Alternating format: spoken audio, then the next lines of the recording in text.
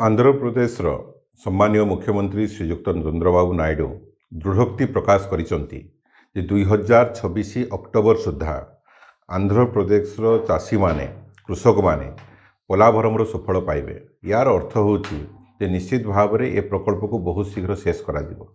किंतु वर्तमान सुधा केंद्र सरकार किंबा राज्य सरकार स्पष्ट करि पारले नाही मालकानगिरी जिल्लार केते खंड गाँव बुड़ीबो, केते घर बासच्युत हेबे, केते चाष जमी जलमग्न होबो, केते जंगल जमी जलमग्न होबो।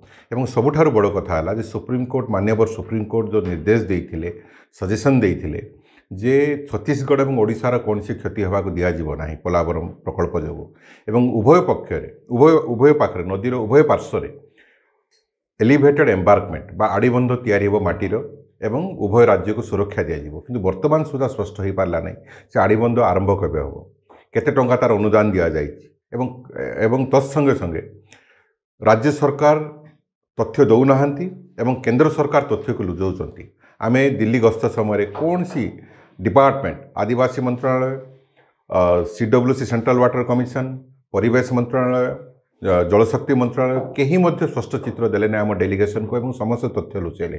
कारण से संपूर्ण भाव प्रभावित होती चंद्रबाबू नायडू द्वारा जे आंध्र प्रदेश प्रकल्प को शेष करने एवं 12,000 कोटी टंका अनुदान देले, जहाद्वारा कि ओडिशा आज संपूर्ण रूपे क्षतिग्रस्त होगा जाऊँगी। मालकानगिरी जिलावासी संपूर्ण भयभीत होती।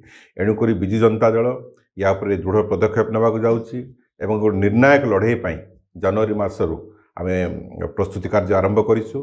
जिते पर्यंत ओडिशा को न्याय मिले ना आम चुप हो बसबू ना, यही अन्याय विरुद्ध में आम मोटू ठार आरंभ कर दिल्ली दरबार पर्यंत लड़े ना। विजु जनता दल सरकार समय आमे सुप्रीमकोर्टर द्वारस्थ होइतिलु। सुप्रीमकोर्ट को अनुरोध करते प्रकल्प को बंद करने एवं सुप्रीमकोर्ट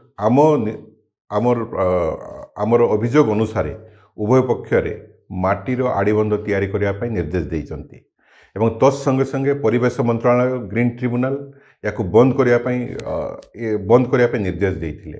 किंतु वर्तमान सरकार परिवर्तन होला परे 12,000 कोटी टंका देला परे सबु खेलर परिवर्तन होइछि एवं ए प्रकल्प को खूब शीघ्र सारी ओडिशा को क्षतिग्रस्त करने को जाउछंती।